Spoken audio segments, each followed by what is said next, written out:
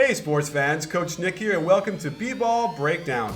If you haven't checked out our new podcasts, you gotta get over there and listen to them because they're nice, detailed conversations where we take our time and really explore a lot of NBA news and information that you guarantee will love. Listen to it in the shower or while you drive.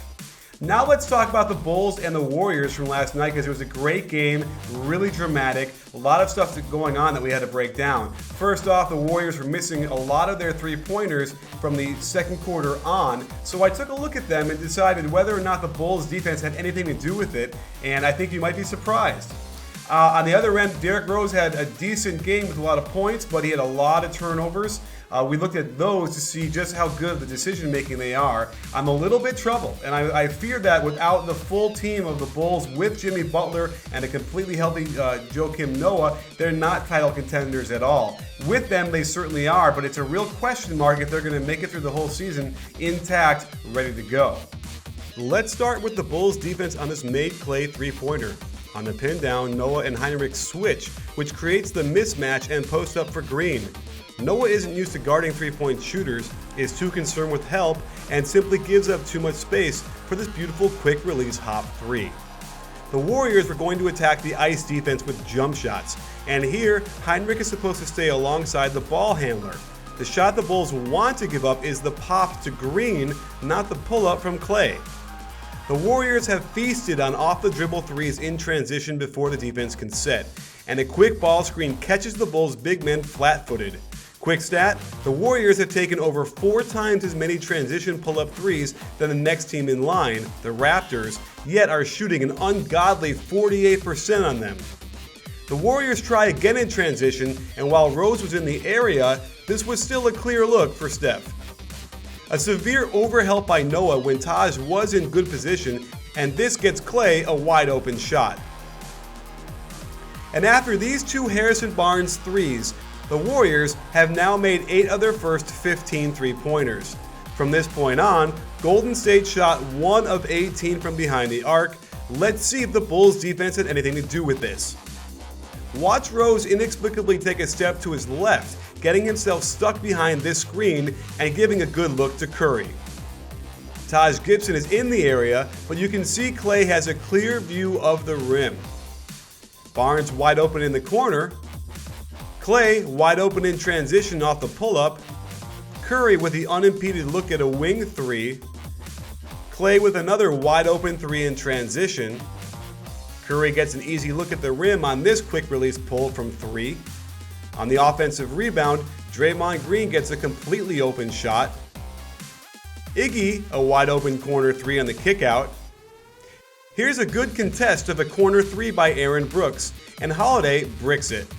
Deep in the fourth, an inexcusable lapse as Rose doesn't fight around the screen, nor does he communicate he needs help, giving Curry his most wide open shot of the season. Heinrich takes the wrong path, ending up on the outside of Klay Thompson, who gets a clear look at the basket without pressure. And after the Bulls break the elevator play, Iggy takes a very contested and tough three-pointer out top. Another transition 3 on a catch and shoot. Even though Heinrich is trying, his hand doesn't get up until after the release, giving Steph a wide open look. On the out-of-bounds play, Noah does a good job to contest this 3 by Draymond Green. Barnes gets a skip pass for a wide-open 3 from the wing. And in overtime, Powell comes up high to contain and does a nice job to contest this Klay 3. Of their last 18 three-pointers, only 5 of them were contested, and 1 was a half-court heave. Without Butler playing, Rose probably feels like he must isolate more to get shots off, but trying to isolate against their best perimeter defender isn't always the best idea, and this was a careless ball handling blunder.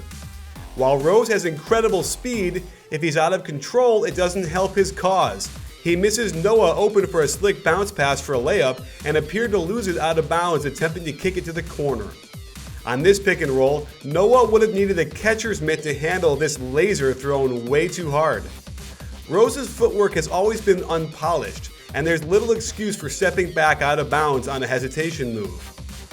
He again roams too close to the sideline, attempting a much too risky behind-the-back dribble that also goes out of bounds. In the third, what should be a simple post entry to their all-star ends up being a careless turnover. And we've documented in the past Rose's love for jump passing, but attacking the Warriors' ice defense, look at how open Noah is, and this is the pass he should be making. While Rose eliminated his turnovers after this one, there was enough damage done to keep the Warriors in front until overtime, and this one was another jump pass where he stared a hole at Aaron Brooks for 3 seconds before trying to pass it. Let's look at some crunch time plays. Kirk Hinrich makes a foolish decision to feed the post from a bad angle and almost kills the Bulls' chances. But when Mirotic drives, Spades is able to get a Bush League offensive charge call from the refs. A big problem for the Bulls with Noah and Pau is that Noah has to guard power forwards. Draymond blows right by him, and Pau is utterly useless on the help. Down 3 with 1 minute 20 left, there is no need to jack up a quick 3. And while Rose had been shooting well recently, look at his mechanics as his upper body leans in front of his feet on his shot. So he's basically fighting against his legs to get this shot off. The key play of the game came when the Bulls attacked down by 1. When Rose penetrates and kicks, Hinrich must shoot this ball. Instead, they give it to Rose to bail them out, but fantastic rotation to force the air ball, and this game should be in the Warriors' hands. But no one cuts to give Curry a pass, and the Bulls do the smart thing. With so much time on the clock, they don't have to foul right away, and this double team catches Curry ill-prepared. Instead of taking a defensive dribble backwards to give him some space, he just tosses it away, and somehow it finds Hinrich wide open for the 3, which he buries. The Warriors try to run the elevator play for Klay, but the Bulls engage in a group hug, leaving Iguodala no choice but to heave the ball up from long range. But out of nowhere, Draymond Green keeps it alive and tips it in with some incredible effort. Let's shift to overtime, where the Bulls had a 2-point lead, and this time, Rose makes a smart play to hit Gasol at the high post. You can see how slow this 1-2 is that Hinrich takes, turning an open shot into a contested air ball.